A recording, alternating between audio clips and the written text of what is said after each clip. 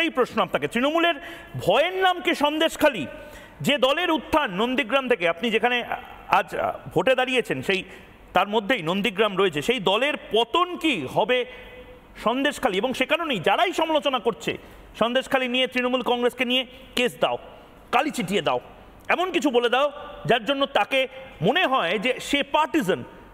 আপনি যাচ্ছিলেন, আপনাকে বলে দেওয়া যে আপনি একটা দলের জন্য বোধহয় এই গোটা রায়গুলো দিয়েছিলেন। কোথাও মনে হচ্ছে যে আসলে মমতা বন্দ্যোপাধ্যায় বা তৃণমূল কংগ্রেস ভয় পেয়ে গেছে, আতঙ্কে আছে যে এটাই পতনের মূল। অভিজিৎ বাবু।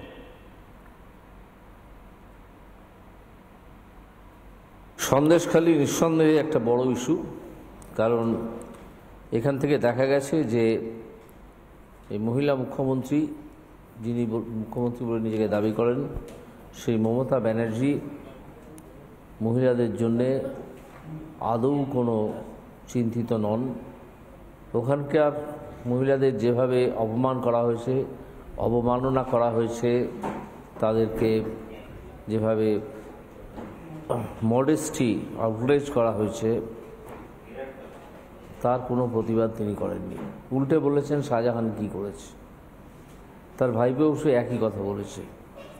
এই থেকে তৃণমূলের মনটা বোঝা যায় যে তারা মহিলাদের জন্য যে কথাগুলো বলে সবই হচ্ছে দেখানো কথা এবং কুমিরের কান্না।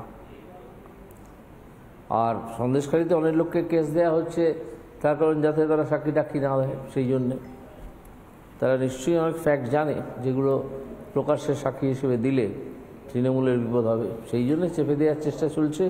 তবে সেটা শেষ পর্যন্ত পারবে না। অভিজিৎ বাবু ঠিক এই জায়গাতেই আমার প্রশ্ন, মমতা বন্দ্যোপাধ্যায় বা তৃণমূল কংগ্রেসকে বুঝতে পারছে জল মাথার উপর দিয়ে যাচ্ছে। রাজনীতিটা এমন একটা ইকোসিস্টেম যে ইকোসিস্টেমে মমতা বন্দ্যোপাধ্যায় বা তৃণমূল কংগ্রেস বুঝতে পারছে এটা লড়াইটা হয়ে গেছে মাফিয়া বনাম তৃণমূল কংগ্রেসের, মাফিয়া রাজ বনাম তৃণমূল কংগ্রেস বনাম সাধারণ মানুষের, মাফিয়া রাজ একদিকে এবং সাধারণ মানুষের লড়াই একদিকে। আর শাক দিয়ে বোধহয় মাছ ঢাকা যাচ্ছে না, তৃণমূল কংগ্রেসকে বুঝতে পারছে এবং সে কারণেই দুর্নীতি আর মাফিয়া রাজকে আড়াল করার চেষ্টা হচ্ছে। দুর্নীতি এবার বড় ইস্যু, এবার বিগেস্ট ইস্যু। অভিজিৎ বাবু। হ্যাঁ, দুর্নীতি সবচেয়ে বড় ইস্যু না হলেও আর একটা বিরাট ইস্যু, এবং মমতা ব্যানার্জি এই দুর্নীতিতে ক্রমশ যে জড়িয়ে আছেন সেটা প্রকাশ পেয়ে যাচ্ছে। ক্রমশ প্রকাশ পাচ্ছে যে তিনি এই দুর্নীতিতে জড়িত। সেদিন কুণাল ঘোষ কি বলেছেন যে আমাদের দল 2021 থেকেই জানতো যে চাকরি বিক্রি হচ্ছে। তো আমি তো যখন আদালতে ছিলাম, জজ হিসেবে ছিলাম 2022-এ আমি ধরেছিলাম, তো তারও 1 বছর আগে থেকে, এমনকি ভোটের আগে থেকে এটা নাকি তৃণমূল কংগ্রেস জানতো। এটার কোনো বিরোধিতা আজ পর্যন্ত আমরা পাইনি। এই যে বক্তব্য কুণাল ঘোষের, পাইনি এই কারণে নিশ্চয়ই কুণাল ঘোষের হাতে সেরকম ডকুমেন্ট আছে বা প্রমাণ আছে যেটা উনি পেশ করে দিতে পারেন জনসমক্ষে, সেই জন্যই হয়তো পাইনি।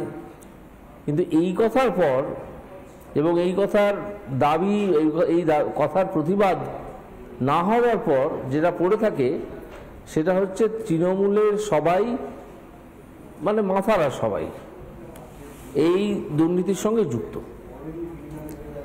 বুঝলেন? বেশ বেশ বেশ, অনেক ধন্যবাদ। আপনি প্রচারের মাঝে জবাব চাই বাংলার, রিপাবলিক বাংলাকে যে সময় দিলেন, অনেক অনেক ধন্যবাদ আপনার।